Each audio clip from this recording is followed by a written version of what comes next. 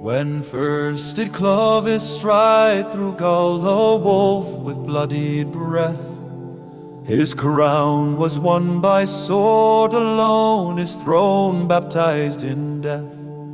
The forest gods he called in wrath, their idols drunk with gore. He reigned not by the cross's grace, but by the howling war. No mercy dwelt within his hand, nor pity in his blade. He smote both Saxon, Goth, and Gaul, their corpses high he laid. His heart of stone did beat for naught but lust and gold and land, a savage lord of pagan rites with devils in command. O Clovis, fierce and fell, art thou a scourge of earth and flame, but who can chain the lion's will or tame the heathen name? Yet even wrath may kneel to grace and vice be turned to might, when heaven calls the blood-stained hand to wield the sword of light. Lo, Clotilde fair of Burgundy, a captive bride made queen, yet she with steadfast soul and tongue kept Christ the King unseen. She spake of one who bled for man, of nails and thorny crown, of mercy deep as ocean tides that drew the sinner down.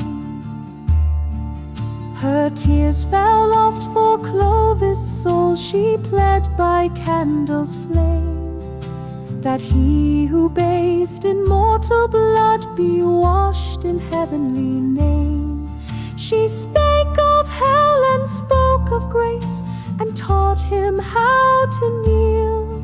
And he who mocked the cross once dared to pray and dared to feel. O Clovis, son of Fury's womb, now hears the virgin's cry. And though thy hands be dipped in red, the Lamb still bled to die. The Lord shall forge thee yet anew, his vessel tried by fire, to break the altars of the fiends and raise Christ's standard higher. At Tolbiac fierce the Alaman did shake the Frankish line. His gods were cruel, his arms were strong, and pagan horns did whine. Then Clovis, torn by fate and doubt, amidst the blood and mire, cried, Jesus, if thou art a god, then save me from this pyre. The skies grew dark, the thunder rolled, and lo, the foe was broke. The Lord had heard the butcher's plea, and oaths of wrath he spoke. Thou art my God, the chieftain roared, with tears and sword held high.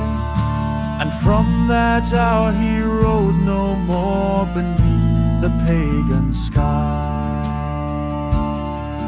O Clovis, knight of crimson years, now robed in raiment white, thy sword once forged in heathen flame, now bears the Saviour's light.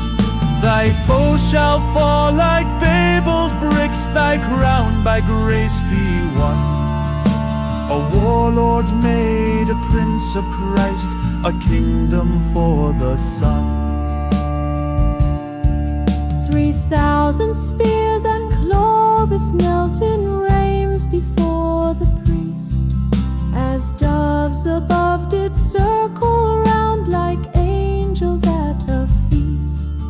The chrism oil anointed him, his brow was marked divine, and tears did cleanse the mighty chief like water turned to wine.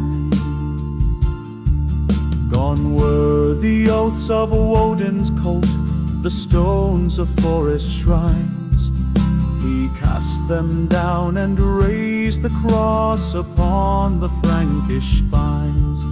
His sins he mourned, his past he cursed, his heart in sackcloth burned.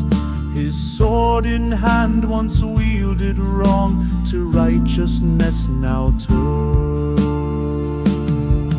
O Clovis, cleansed in font of flame, thy soul now born again, no longer lord of heathen pride, but first of Christian Frankish men.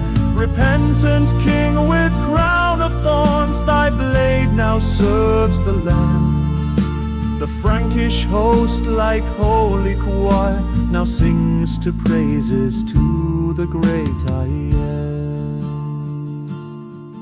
Now crowned in halls of sacred flame, with saints at either hand, the Lord of Gaul in trembling awe beheld the promised land. He spake, I was a beast of war, a pagan black and wild, but Christ hath claimed this soul of mine, and named me now his child. He bore the faith to Frank's heart with iron blood and prayer. He forged a realm not for himself, but one who reigneth still there. So mark him not for lust or pride, but for the cross he fled, the first of kings to kneel to Christ, and on his blood and flesh he fed.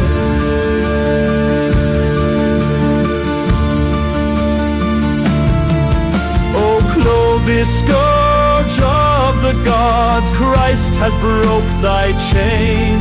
A lion tamed by heaven's hand, now roaring in his name. Let bishops bless thy holy sword, let monks thy triumphs sing. For thou hast built with blood and tears the altar of the King.